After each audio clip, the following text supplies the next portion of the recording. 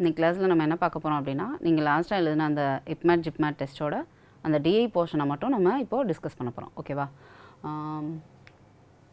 இதுதான் அந்த first set. ஓகேவா? அந்த பசில் செட் மாதிரி இருந்தது.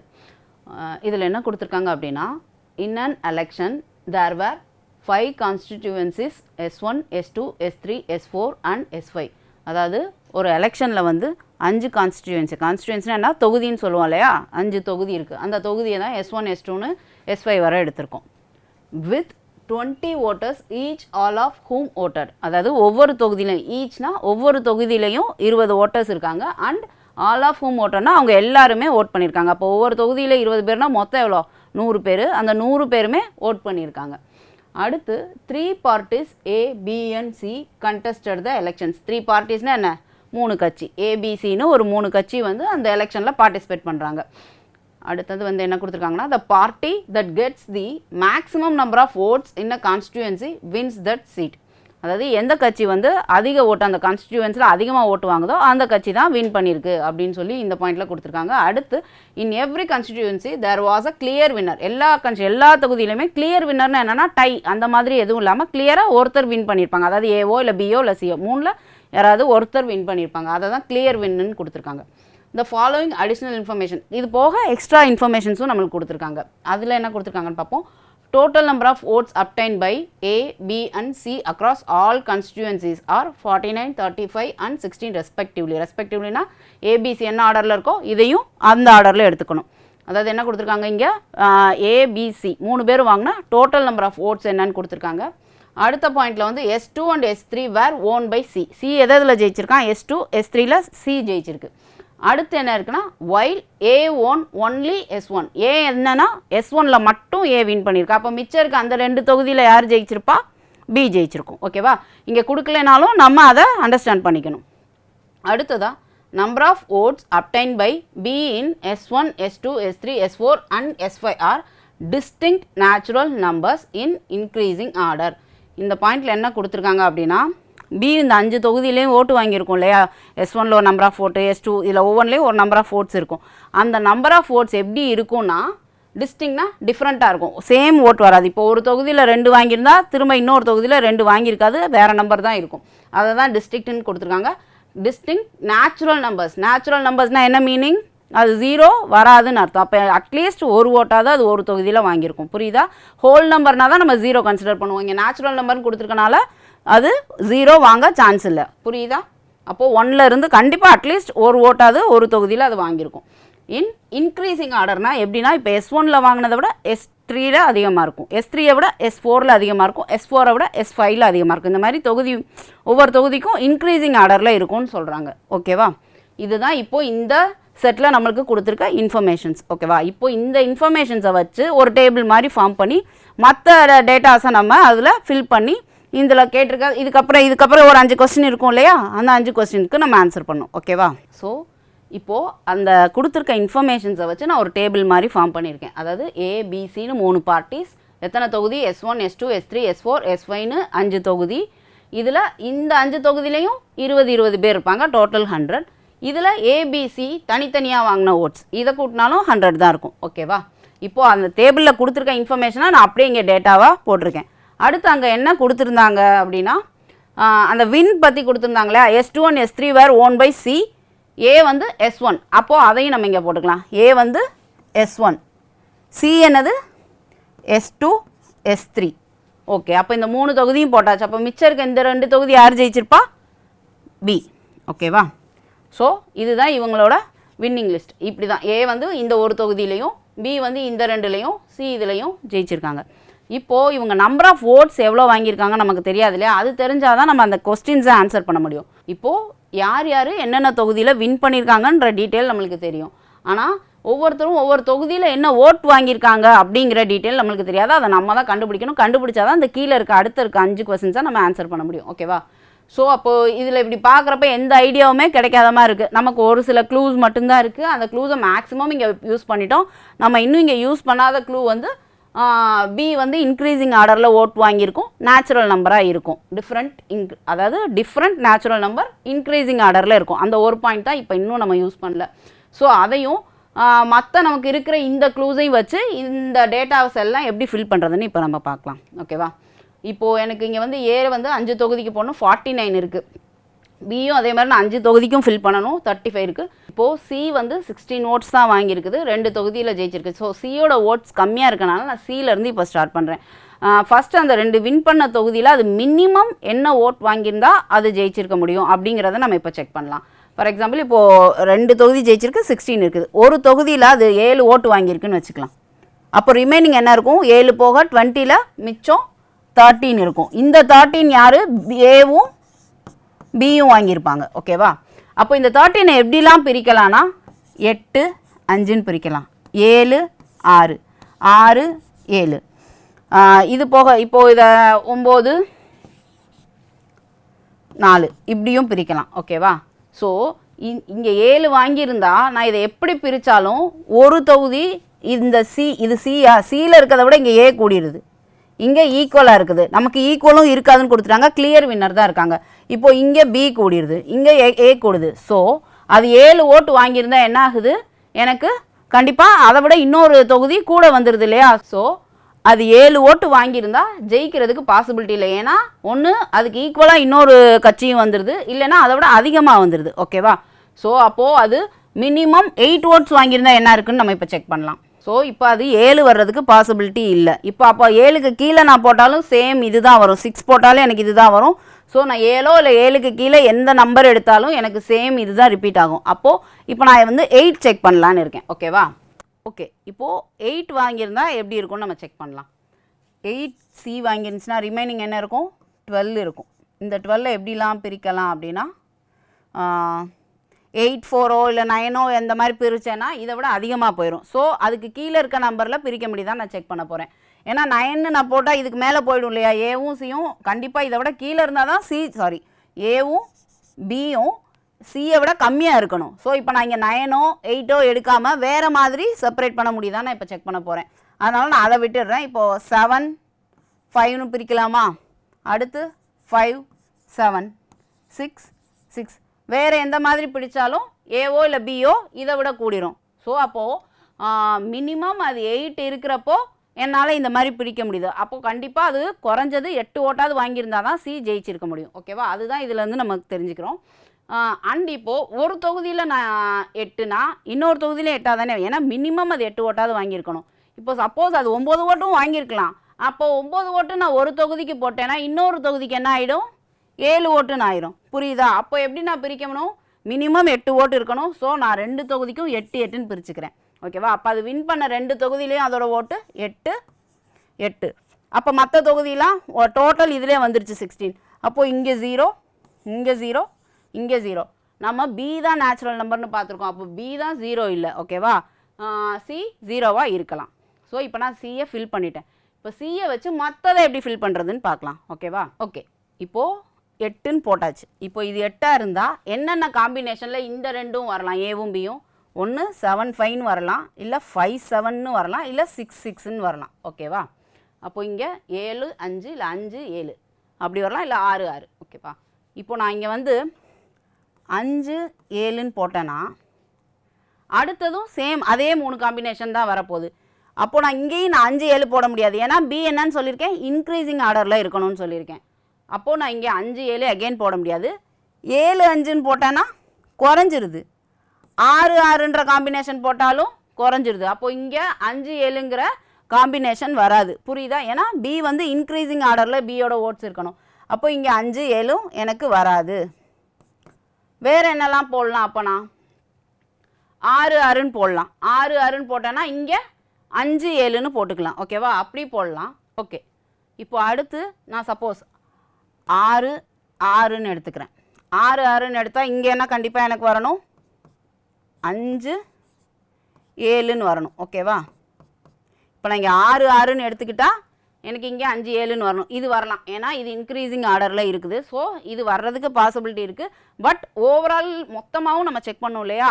இப்போது 6 7 ஆட் பண்ணால் என்ன வரும்? 13. அப்போ 35ல் 13 போச்சுன்னா ரிமைனிங் 22. ஓகேவா? அப்போது இந்த 3ஐயும் சேர்த்து எனக்கு 22 கிடைக்கணும். இப்போது இந்த இடத்துல சி 0 ஆகிடுச்சு.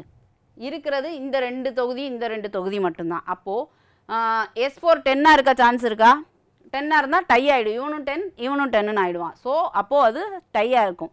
அப்போது 10 இருக்க பாசிபிலிட்டி இல்லை. அப்போ மினிமம் இங்கே 11ஆவது இருக்கணும். இப்போது இங்கே நான் 11 போட்டேன்னா இங்கேயும் 11 போட முடியாது. அப்போ இங்கே மினிமம் இங்கே 12ஆவது இருக்கணும். புரியுதா? ஏன்னா 10 போட்டால் டை ஆயிரும். ஸோ மினிமம் இங்கே 11 இருக்கணும். இதை விட இங்கே 1ஆவது கூடி இருக்கணுன்றால இங்கே 12 போட்டிருக்கேன். அப்போ இதை ஆட் பண்ண என்ன வருது? 23 வருது. இந்த 3 ஆட் பண்ணாலே 22 தான் வரணும்னு நம்மளுக்கு இங்கே கிடச்சிருக்கு. ஸோ அப்போது நான் இந்த பாசிபிலிட்டியும் போட முடியாது. அப்போ இதில் நான் ஒரு 2 பாசிபிலிட்டி இங்கே ஃபெயில் ஆகிடுச்சு. 5 7ன்னு போட முடியாது, 6 6ம் போட முடியாது. அப்போது இந்த இடத்துக்கு என்ன இந்த பாசிபிலிட்டியும் ஃபெயில் ஆயிடுச்சு, இதுவும் ஃபெயில் ஆயிடுச்சு. அப்போ எனக்கு ரிமைனிங் இருக்கிறது இந்த 7 5 மட்டும்தான். ஸோ இப்போ இந்த 7 5 நான் இங்கே ஃபில் பண்ணிக்கிறேன். ஓகேவா? அப்போ இங்கே நான் 5 7 போட்டாலும் எனக்கு என்ன வந்துடும்? 12ன்னு வந்துடும். 12 வந்தால் இந்த இடம் இப்போ இங்கே நான் 7 5 போட்டேன். இங்கே 5 7 எடுத்துக்கிட்டேன்னா இப்போ என்ன வரும்? டோட்டல் 12ன்னு ஆகிடும். 12 + 23 இதில் எனக்கு 35 கிடச்சிரும். இதில் எனக்கு 35 கிடச்சிரும். அப்போ இங்கே எனக்கு நான் 0 போடுற மாதிரி வந்துடும். புரியுதா? இப்போ நான் இங்கே 7 போட்டேன்னா இது 12, இதை ஆட் பண்ணால் 35 கிடச்சிரும். அப்போ இங்கே எனக்கு 0 தான் போடுற மாதிரி ஆகும். அங்கே 0 வரக்கூடாது. ஏன்னா B நேச்சுரல் நம்பர். ஸோ அப்போ இந்த இடத்துல எனக்கு 7 வர்றதுக்கும் பாசிபிலிட்டி இல்லை. ஓகேவா? அப்போது எனக்கு இப்போ ரிமைனிங் இருக்க பாசிபிலிட்டி அப்போ 5ம் வராது. ஓகேவா? இந்த பாசிபிலிட்டியும் வராது, இதுவும் வராது. அப்போ எனக்கு 6 6ங்கிறத நான் இங்கே போடலாமா? இப்போ நான் இங்கே 6 6ன்னு போட்டேன்னா என்ன வரும்? 11 வரும். 5 + 6 11. இந்த 11 இது எல்லாத்தையும் ஆட் பண்ணுறப்போ எனக்கு 34 கிடைக்கும். அப்போ ரிமைனிங் 1 நான் இங்கே போட்டுக்கலாம். புரியுதா? இங்கே நம்ம எப்படி எலிமினேட் பண்ணணுன்றது புரியுதா? ஓனா போட்டு நான் ஆட் பண்ணி செக் பண்ணுறேன். ஓகேவா? ஸோ அப்போ ஃபைனலாக எனக்கு இங்கே என்ன காம்பினேஷன் வரும்னா 6 6ன்னு போட்டால் தான் எனக்கு இந்த டேலி ஆகும். ஓகேவா? ஸோ அதனால் நான் இந்த இதுக்கு 6 6ன்னு எடுத்துக்கிறேன். ஓகேவா? இப்போது B நேச்சுரல் நம்பராக இருக்குது, டிஃப்ரெண்ட் நம்பர்ஸாக இருக்குது, இன்க்ரீசிங் ஆர்டர்லையும் இருக்குது. ஸோ அந்த கண்டிஷனை சாட்டிஸ்ஃபை பண்ணிடுச்சு. இப்போது இந்த காலம் ஃபில் ஆகிடுச்சு, இதுவும் ஃபில் ஆகிடுச்சு. இப்போது இதில் மைனஸ் பண்ணி ஈஸியாக இந்த காலமாக ஃபில் பண்ணிடலாம். ஓகேவா? இங்கே 9 இருக்கும், இங்கே 12னா இங்கே 8 இருக்கும். அப்போ இங்கே 1 தான் இது வாங்கியிருக்கலாம். Remaining 90 நோட்ஸும் A வாங்கியிருக்குது. ஓகேவா? ஸோ இப்போது இந்த டேபிளை நம்ம ஃபில் பண்ணிட்டோம் இல்லையா? நம்மளுக்கு ஃபஸ்ட்டு பார்த்தப்போ இன்ஃபர்மேஷனே இல்லாமல் இருக்குது, எப்படி ஃபில் பண்ணுவோம் அப்படிங்கிற மாதிரி கன்ஃபியூசிங்காக இருந்திருக்கும். ஓகேவா? ஸோ இதை என்ன மாதிரி யோசிக்கணும்? அப்போது கொடுத்துருக்க அந்த இன்ஃபர்மேஷன்ஸை வச்சுட்டு நம்ம எப்படி யோசிக்கலாம்னா மினிமம் வேல்யூ ஓட்டை நான் எடுத்துக்கிறேன். அது என்னவா இருந்தால் ஜெயிக்க பாசிபிள்ங்கிற மாதிரி ஃபஸ்ட்டு நான் செக் பண்ணுறேன். இந்த ஒரு காலம் ஃபில் பண்ணிட்டேன்னா அடுத்து இந்த காலமெல்லாம் ஈஸியாக எனக்கு ஃபில் ஆகிடும். ஓகேவா? ஸோ டெஸ்ட்டப்போ இந்த கொஸ்டின் நீங்கள் அட்டன் பண்ணிங்களா இல்லை புரியலை அந்த மாதிரி ஸ்கிப் பண்ணிட்டீங்களா என்னன்னு தெரியல. இப்போ ஓரளவுக்கு உங்களுக்கு ஒரு ஐடியா கிடச்சிருக்கும்னு நினைக்கிறேன். ஸோ ஆஃப்டர் த கிளாஸ் திரும்ப நீங்களாக ட்ரை பண்ணி பாருங்கள். இந்த மாதிரி இந்த டேபிளை ஃபில் பண்ண முடியுதான்னு நீங்களாக ட்ரை பண்ணி பாருங்கள். ஓகேவா? ஓகே, இப்போது அந்த டேபிளில் கிடைச்ச வேல்யூஸை நான் இங்கே எடுத்து எழுதியிருக்கேன். இப்போது இந்த கொஸ்டின்ஸ்க்கு எப்படி ஆன்சர் பண்ணுறதுன்னு பார்க்கலாம். First question, the constituencies in which B got lower number of votes compared to A and C is. அதாவது A கூடயும் C கூடயும் கம்பேர் பண்ணுறப்போ எந்த கன்ஸ்டியூவன்சியில் B கம்மியாக ஓட்டு வாங்கியிருக்குன்னு கேட்குறாங்க. ஓகேவா? ஏவும் சியும் கம்பேர் பண்ணுறப்போ B கம்மியாக இருக்கணும். இப்போது இங்கே C 0 இருக்குது, அப்போது கூட இருக்குது. இங்கே C 8 இருக்குது, இங்கே 7 இருக்குது, இது 5 B. அப்போது இந்த இடத்துல B ஏவை விடவும் கம்மியாக இருக்குது, சியை விடவும் கம்மியாக இருக்குது. இங்கே ஏவும் சியும் ஏவும் பியும் இங்கே ஈக்குவலாக இருக்குது. இங்கே ஏவை விட B அதிகமாக இருக்குது. இங்கே இந்த ரெண்டுலேயும் கண்டிப்பாக அதிகமாக இருக்குது. ஏன்னா B தான் முன்னே பண்ணியிருக்கு. ஸோ அப்போ இந்த ரெண்டையும் நம்ம கன்சிடரே பண்ணக்கூடாது.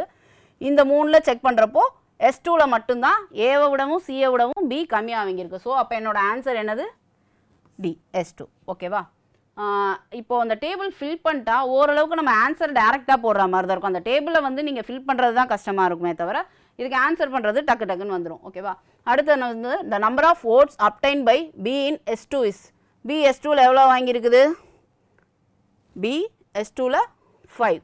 ஸோ என்னோட ஆன்சர் 5. இப்போ அடுத்த question, assume that A and C had formed an alliance and any voter who voted for either A or C would have voted for this alliance. அதாவது இந்த கொஸ்டினோட மீனிங் என்னன்னு ஃபர்ஸ்ட் அண்டர்ஸ்டாண்ட் பண்ணிக்கோங்க. ஏவும் சியும் ஒரு அலையன்ஸ்னால் என்ன? ஒரு கூட்டணி அமைக்கிறாங்கன்னு சொல்கிறாங்க. அப்போது ஏக்கு ஓட் பண்ண அண்ட் என்ன கொடுத்துருக்காங்கன்னா who voted for either A or C. ஏக்கோ இல்லை சிக்கோ ஓட் பண்ணியிருக்கவங்க இந்த கூட்டணிக்கும் ஓட் பண்ணியிருப்பாங்க. அப்போது ஏக்கு ஓட் பண்ண எல்லாரும் இந்த கூட்டணிக்கும் பண்ணியிருப்பாங்க, சிக்கு ஓட் பண்ண எல்லாரும் இந்த கூட்டணிக்கும் ஓட் பண்ணியிருப்பாங்க. இதுதான் இந்த பாயிண்டில் கொடுத்துருக்காங்க. அடுத்து நம்ம என்ன கண்டுபிடிக்கணும்னா then the number of seats this alliance would have won is number of இந்த கூட்டணி வந்து எத்தனை இதில் தொகுதியில் ஜெயிச்சிருக்கும்னு கேட்குறாங்க. அப்போது ஏ எத்தனை தொகுதியில் ஜெயிச்சிருக்கோ அத்தனை தொகுதியில் இந்த கூட்டணியும் ஜெயிச்சிருக்கும். சி எத்தனை தொகுதியில் ஜெயிச்சிருக்கோ அத்தனை தொகுதியில் இந்த கூட்டணியும் ஜெயிச்சிருக்கோம். ஏன்னா இவங்களுக்கு ஓட் பண்ண எல்லாருமே இந்த கூட்டணிக்கும் ஓட் பண்ணியிருக்காங்க இல்லையா.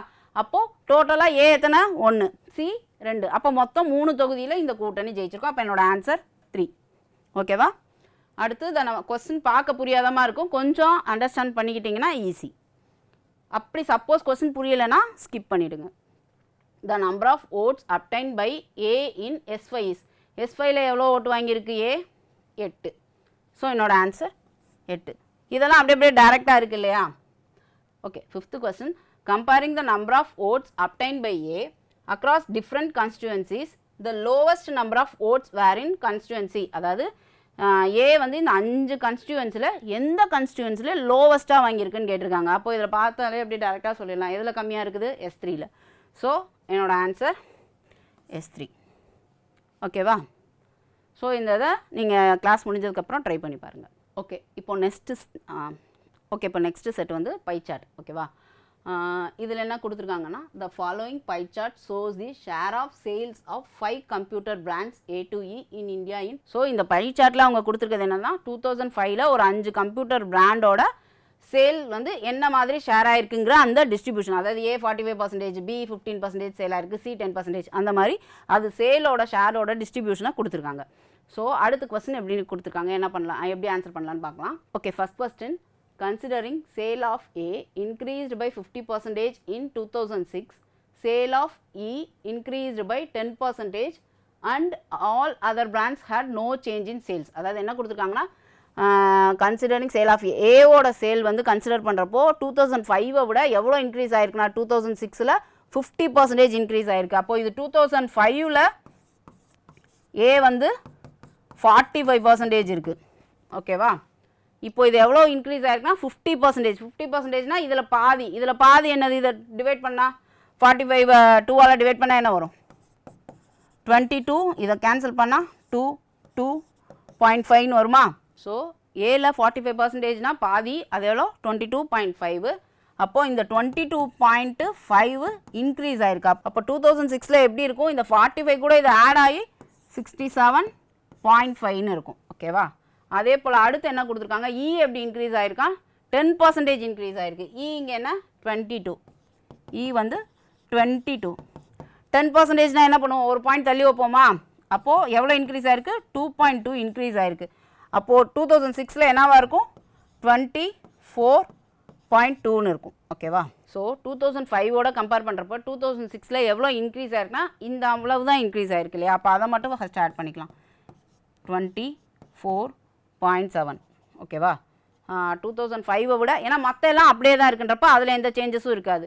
இன்க்ரீஸ் ஆனதை மட்டும் நான் ஆட் பண்ணி வச்சுக்கிறேன். 24.7 வந்து இன்க்ரீஸ் ஆகிருக்கு. அப்போது 2005 இந்த ஓவரால் டிஸ்ட்ரிபியூஷன் நம்ம என்ன கன்சிடர் பண்ணுவோம் 100%. அப்போ 2005 வந்து 100%ஆக இருந்துச்சுன்னா இது எவ்வளோ கூட இருக்குது 24.7 இருக்குது.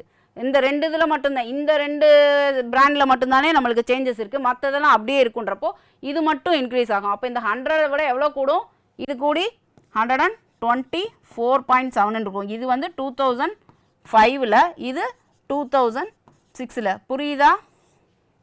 இந்த 2 பிராண்ட்லேயும் எவ்வளோ இன்க்ரீஸ் ஆகிருக்கோ அந்த பர்சன்டேஜ் மட்டும் கூடி இருக்குமா 2006க்கு. ஸோ அப்போ இது 100ஆக இருந்ததுன்னா 2006 என்னவாக இருக்கும் 124.7ஆக இருக்கும். அண்ட் நெக்ஸ்ட் இங்கே என்ன கொடுத்துருக்காங்கன்னா டோட்டல் சேல்ஸ் இன் 2006 வாஸ் இவ்வளோன்னு கொடுத்துருக்காங்க, ஒரு அமௌண்ட் கொடுத்துருக்காங்க இல்லையா. ஓகே, இப்போ 2006ல் இவ்வளோ இதுதான் சேல் அமௌண்ட்டுன்னு கொடுத்துருக்காங்க. இது எத்தனை பர்சன்டேஜ்னு கண்டுபிடிச்சிருக்கோம் 124.7. அண்ட் இப்போ நம்ம கண்டுபிடிக்க வேண்டியது என்னென்னா what was the sale of A in 2005. A வந்து 2005ல் எத்தனை பர்சன்டேஜ் 45. அப்போது இந்த அமௌண்ட் நம்மளுக்கு தெரியும் எத்தனை பர்சன்டேஜ்னு. அப்போ நம்ம கண்டுபிடிக்க வேண்டியது 45% எவ்வளோன்னு. அப்போது என்ன பண்ணுவோம், இப்போ இதோட பர்சன்டேஜ் எவ்வளோன்றதை கீழே போடுவோம் இல்லையா. 124.7 இன்ட்டு நம்ம கண்டுபிடிக்க வேண்டியது எவ்வளோ 45% எவ்வளோன்னு கண்டுபிடிக்க போகிறோம். ஸோ அந்த 45 நான் இங்கே போட்டுக்கிறேன். இப்போ இதை நான் கேன்சல் பண்ணி ஆன்சர் கண்டுபிடிக்க போகிறேன். இப்போது இதை கேன்சல் பண்ணுறதுக்கு நான் கொஞ்சம் நம்ம நியரர் பை வேல்யூ எடுத்துகிட்டு கேன்சல் பண்ணி பார்க்கலாம். ஏன்னா கொஞ்சம் ஓரளவுக்கு தள்ளி தான் இருக்குது இல்லையா டிஃப்ரென்ஸ். அதனால் நான் இப்போ என்ன பண்ணலான்னு இருக்கேன்னா, இப்போது 45 கூட இது நியராக 3 டைம்ஸ் வரும் இல்லையா. 135 வரும் 45 into 3. ஸோ இது 125 கிட்ட இருக்கனால நான் அதை நியரர் டு 3ன்னு எடுத்துக்கிறேன். இப்போ நான் இதை 3 வச்சு கேன்சல் பண்ணேன்னா என்ன வரும் 7, அதுக்கப்புறமா 2 இப்படி போகும். ஓகேவா? ஸோ எனக்கு இங்கே 7ல் ஸ்டார்ட் ஆகிற மாதிரி ஒரே ஒரு வேல்யூ தான் இருக்குது. ஸோ அந்த ஆப்ஷனை நான் சூஸ் பண்ணிக்கிறேன். புரியுதா?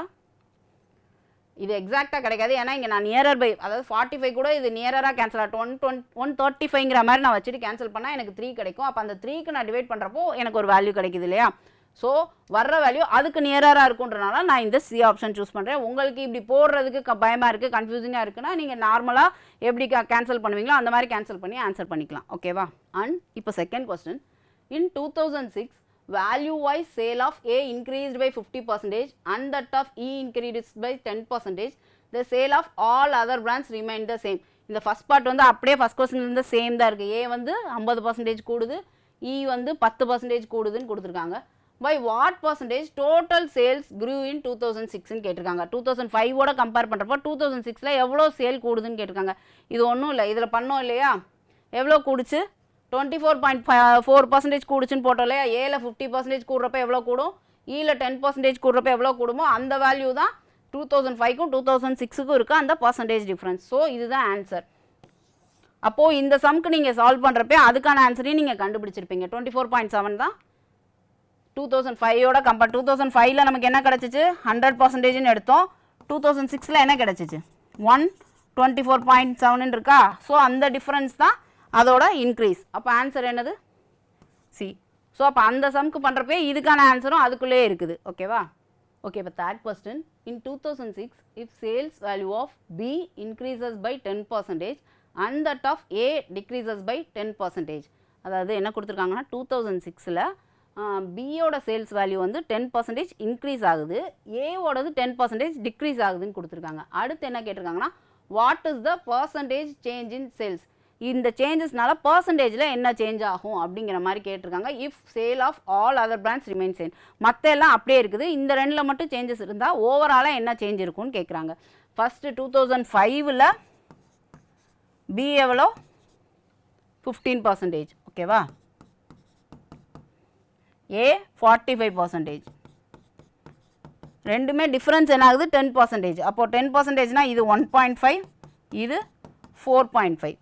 பி வந்து இன்க்ரீஸ் ஆகுது, அப்போது பி வந்து ப்ளஸ் ஆகுது, இது டிக்ரீஸ் ஆகுது, அப்போது இது மைனஸ் ஆகுது.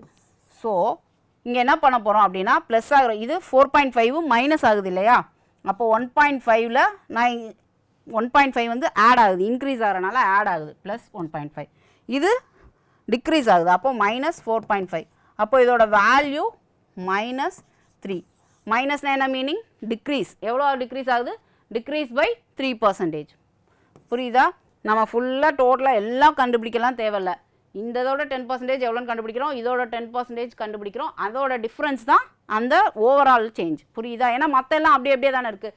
சிடிஇ எல்லாம் எந்த சேஞ்சஸும் இல்லை. பிலையும் ஏலையும் மட்டும்தான் சேஞ்ச் ஆகுது. அதுவும் ஒன்று இன்க்ரீஸ் ஆகுது, ஒன்று டிக்ரீஸ் ஆகுது.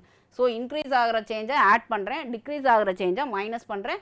ஸோ இப்போ நெகட்டிவில் வந்திருக்கனால எனக்கு ஓவராலாக அது டிக்ரீஸில் போயிருக்குன்னு மீனிங். பாசிட்டிவில் வந்துருந்துச்சுன்னா இன்க்ரீஸில் ஆயிருக்குன்னு மீனிங். ஓகேவா? ஸோ இதோட ஆன்சர் டிக்ரீஸ் பை 3%. ஓகேவா? ஸோ இந்த செட்டுமே நீங்கள் கிளாஸ் முடிஞ்சதுக்கப்புறம் ட்ரை பண்ணி பாருங்கள்.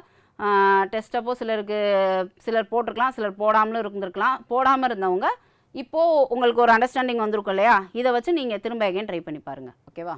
இது வந்து லாஸ்ட் செட்டு. இதில் என்ன கொடுத்துருக்காங்கன்னா following data shows the number of people in 1000. அதாவது நம்பர் ஆஃப் பீப்புள் வந்து தௌசண்ட்ஸ் இருக்குது. இப்போ 6னா 6000, 4னா 4000. அதுதான் அதுக்கு meaning. From different age groups. Different age group 15 to 20, 21 to 30 அந்த மாதிரி பிரிச்சிருக்காங்களே, அதை தான் different age groups. Who like 7 different kinds of music. 7 different kinds of மியூசிக்கை ஏஜ் குரூப் வைஸ் டிஸ்ட்ரிபியூஷன் கொடுத்துருக்காங்க. எவ்வளோ பேர் விரும்புகிறாங்கன்ற மாதிரி. ஓகேவா? இந்த இது ஓரளவுக்கு சிம்பிளாக இருக்குது. இந்த டேபிளும் அந்த டேட்டாஸும் கிளியராக இருக்குது. ஸோ இதில் கொஸ்டின்ஸ் எப்படி இருக்குன்னு பார்க்கலாம். இப்போ ஃபஸ்ட் கொஸ்டின் என்ன? Which kind of music people like most? எந்த மியூசிக்கை பீப்புள் அதிகமாக விரும்புகிறாங்கன்னு கேட்குறாங்க. அப்போ இதுக்கு என்ன பண்ணுவோம்? இந்த மாதிரி டோட்டல் பண்ணுவோம். கிளாசிக் மட்டும் விரும்புகிறவங்க வேணும்னா இப்படி டோட்டல் பண்ணுவோம். ரோ வைஸ் டோட்டல் போடுவீங்க இல்லையா? ஏன்னா எந்த மியூசிக்கை அதிகமாக விரும்புகிறாங்கன்னு கேட்குறாங்க. ஸோ ரோ வைஸ் பண்ணுவோம். அப்போ தானே கிளாசிக் எவ்வளோ பேர் விரும்பியிருக்காங்கன்னு தெரியும். இது எல்லாத்தையும் ஆட் பண்ணால் பாப். ஸோ அதில் எது அதிகமோ அதுக்கு நீங்கள் அதுதான் இந்த கொஸ்டினோட ஆன்சர். ஸோ இதை ரோ வைஸ் ஆட் பண்ணி எது அதிகமாக இருக்கோ அந்த மியூசிக்கை தான் மக்கள் அதிகமாக விரும்புகிறாங்கன்னு இதுக்கு ஆன்சர் பண்ணிடலாம். அதே போல் second question, people from which age group like hip hop the most. ஹிப்ஹாப்பை எந்த ஏஜ் குரூப் அதிகமாக விரும்புகிறாங்கன்னு கேட்குறாங்க. இதுக்கு ரொம்ப டேரெக்டாகவே பார்த்துடலாம். ஹிப்ஹாப் எங்கே இருக்குது, இங்கே இருக்குது. இதில் எந்த ஏஜ் குரூப் அதிகமாக விரும்புகிறாங்க, இந்த 3ல் எது அதிகமாக இருக்குது, 9. அப்போ இது எந்த ஏஜ் குரூப், 15 to 20. ஸோ இதுக்கு டேரெக்டாக 15 to 20 போட்டுடலாம். ஓகேவா. அதே போல் அடுத்த question, the ratio of number of people who like rock to that who like jazz. ராக்குக்கும் ஜாஸ்க்கும் இருக்கிற ரேஷியோ கேட்டிருக்காங்க. அப்போ இதுக்கு என்ன பண்ணணும், ராக் எல்லாம் ஆட் பண்ணி ஒரு சைடும், ஜாஸ் எல்லாம் ஆட் பண்ணி இன்னொரு சைடும். அதே போல் ரேஷியோ போடுறப்போ ஃபஸ்ட்டு ராக்குன்னு இருந்தால் ராக்குக்குரிய வேல்யூ தான் ஃபஸ்ட்டு இருக்கணும். ஜாஸ் செகண்ட் இருந்துச்சுன்னா செகண்டில் ஜாஸோட வேல்யூ இருக்கணும். மாற்றி போட்டுறக்கூடாது. ஏன்னா ஆப்ஷன் உங்களுக்கு மாற்றியும் கொடுப்பாங்க. ஸோ அந்த ப்ராப்பரான ஆர்டரில் அதை எழுதிக்கணும். ஸோ இப்போ இதை ஆட் பண்ணியும் இதையும் ஆட் பண்ணி, ஸோ இது ரொம்ப சிம்பிளாக தானே இருக்குது. ஆட் பண்ணி டேரெக்டாக கேன்சல் பண்ணி ஒரு ரேஷியோ கண்டுபிடிக்க போகிறீங்க, அவ்வளோதான். ஸோ அப்போ இந்த கொஸ்டினுக்கு ஈஸியாக ஆன்சர் பண்ணியிருப்பீங்க. Okay, next question, what is the average number of people from all age group who likes classical. இந்த கொஸ்டின் என்ன கேட்டுருக்காங்க, கிளாசிக்கல் லைக் எல்லா ஏஜ் குரூப்லையும் கிளாசிக்கல் லைக் பண்ணுறவங்களோட ஆவரேஜ் கேட்குறாங்க. அப்போ இதுக்கு என்ன பண்ணுவோம், ஆவரேஜ்னால் என்ன பண்ணுவோம், கொடுத்துருக்க வேல்யூஸை ஆட் பண்ணுவோம். அடுத்து அங்கே எத்தனை நம்பர் ஆஃப் இது இருக்குது, 3 இருக்குது, 3 செப்பரேஷன் இருக்குது. அப்போது அதை 3ஆல் டிவைட் பண்ணிட்டா நம்மளுக்கு ஆவரேஜ் கிடைக்கணும். ஸோ அப்போ இதுக்கு என்ன வரும், 6 + 4 10, 10 + 17 27, 27 டிவைடட் பை 3 போட்டால் நம்மளுக்கு ஆன்சர் கிடைச்சிடும். என்ன கிடைக்கும், 9. நம்மளுக்கு தௌசண்ட்ஸில் இருக்கனால ஆன்சர் 9000 வரும். ஓகேவா. அடுத்த question, what % of people from the age group 21 to 30 likes pop or hip hop or blues. இந்த கொஸ்டினில் என்ன கேட்டிருக்காங்கன்னா, அதாவது டோட்டலாக இந்த ஏஜ் குரூப்பில் 21 to 30ல் ஒரு நம்பர் ஆஃப் பீப்புள்ஸ் இருப்பாங்க இல்லையா, அதில் எத்தனை % பேருக்கு பாப்போ இல்லை ஹிப்ஹாப்போ இல்லை ப்ளூஸோ பிடிச்சிருக்குங்கிற மாதிரி கேட்குறாங்க. இதுக்கு எப்படி ஆன்சர் பண்ணணும் அப்படின்னா, ஸோ இப்போது என்ன ஏஜ் குரூப் கொடுத்துருந்தாங்க, 21 to 30. அப்போ 21 to 30ல் டோட்டலாக எவ்வளோ பேர் இருக்காங்க, 33 பேர் இருக்காங்க. அண்ட் நமக்கு கேட்டிருந்தது pop or hip hop or blues. பாப்பில் எவ்வளோ இருக்காங்க, இந்த ஏஜ் குரூப்பில் மட்டும்தான் பார்க்கணும், 5. ஹிப்ஹாப்பில் 3, ப்ளூஸில் 3. அப்போ இதை ஆட் பண்ணால் 5, 3 + 3 6, மொத்தமாக 11. ஓகேவா.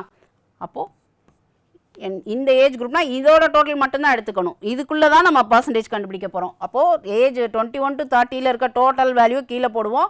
அதில் இந்த 3ஐயும் லைக் பண்ணுறவங்க 11 பேர். ஸோ இப்போ இதுக்கு பர்சன்டேஜ் கண்டுபிடிக்கணும். ஓகேவா. இப்போ இதை கேன்சல் பண்ணால் 1/3, 100/3ன்னு பார்த்தோன்னே என்ன பண்ணணும், 33.33 ஆப்ஷனில் இருந்துச்சுன்னா அதை சூஸ் பண்ணணும். ஸோ என்னோடய ஆன்சர் இது. ஓகேவா. ஸோ இப்போ நம்ம இன்றைக்கி ஒரு 3 செட் பார்த்தோம். அந்த 3 செட்டில் நம்ம லாஸ்ட்டாக பார்த்த செட்டு ரொம்ப சிம்பிளாக இருந்துச்சு இல்லையா. ஸோ நீங்கள் எக்ஸாம்லேயும் சூஸ் பண்ணுறப்போ இந்த மாதிரி ஈஸியாக இருக்கிறத ஃபஸ்ட்டு சூஸ் பண்ணணும். அதாவது மற்றதை செய்யாதீங்கன்னு சொல்ல வரல, ஃபஸ்ட்டு சூஸ் பண்ணுறது ஈஸியாக இருக்கிறத சூஸ் பண்ணிங்கன்னா கம்மி டைமில் டக்குன்னு, அதாவது இந்த லாஸ்ட் செட்டு வந்து ஆன்சர் பண்ணுறதுக்கு உங்களுக்கு ரொம்ப கம்மி டைம் இருந்தாலே போதும், சீக்கிரமாக ஆன்சர். ஏன்னா கொஸ்டின்ஸ் ரொம்ப டேரெக்டாகவும் ரொம்ப சிம்பிளாகவும் இருந்தது இல்லையா. ஸோ இதை ஆன்சர் பண்ணுறதுக்கு உங்களுக்கு பெருசாக கன்ஃபியூஷன்ஸ் எதுவும் இருக்காது, கம்மி டைமில் நீங்கள் பண்ணிடலாம். ஸோ இந்த மாதிரி செட்டை ஃபஸ்ட்டு சூஸ் பண்ணிக்கோங்க. அடுத்து கொஞ்சம் டைம் தேவைப்படுற மாதிரி இருக்கிறத மார்க் பண்ணி வச்சுக்கோங்க. அதை வந்து மற்றதுக்கெல்லாம் ஆன்சர் பண்ணிவிட்டு பின்னாடி வந்து அதுக்கு ஆன்சர் பண்ண எக்ஸ்ட்ரா டைம் இருந்துச்சுன்னா அதெல்லாம் ஆன்சர் பண்ணுறதுக்கு ட்ரை பண்ணுங்கள். ஸோ இப்போ இன்றைக்கி நம்ம கிளாஸில் 3 செட் பார்த்துருக்கோம். இதில் கண்டிப்பாக அந்த லாஸ்ட் செட் நீங்கள் எல்லாருமே ஆன்சர் பண்ணியிருப்பீங்க. மற்ற அந்த 2 செட்டும் டெஸ்ட்டில் நீங்கள் அட்டன் பண்ணியிருந்தீங்கன்னா ஓகே, பண்ணியிருந்தீங்கன்னா வேறு மாதிரி நீங்கள் பண்ணியிருந்தீங்களா, இப்போ இன்னொரு மாதிரி இப்போ நம்ம சொல்லி கொடுத்த மாதிரி திரும்ப யோசிக்க முடியுதான்னு ட்ரை பண்ணி பாருங்கள். அப்படி அட்டன் பண்ணாதவங்க அகைன் ஒரு தடவை ட்ரை பண்ணி பாருங்கள். ஓகேவா. ஸோ ஆன்சர் கீஸும் உங்கள் கையில் இருக்கும். கன்ஃபியூஷன் இருந்துச்சுன்னா அதையும் செக் பண்ணிக்கோங்க. ஓகே, இன்னைக்கு கிளாஸ் உங்களுக்கு யூஸ்ஃபுல்லாக இருந்திருக்கும்னு நினைக்கிறேன். நெக்ஸ்ட் கிளாஸில் மீட் பண்ணலாம். தேங்க்யூ.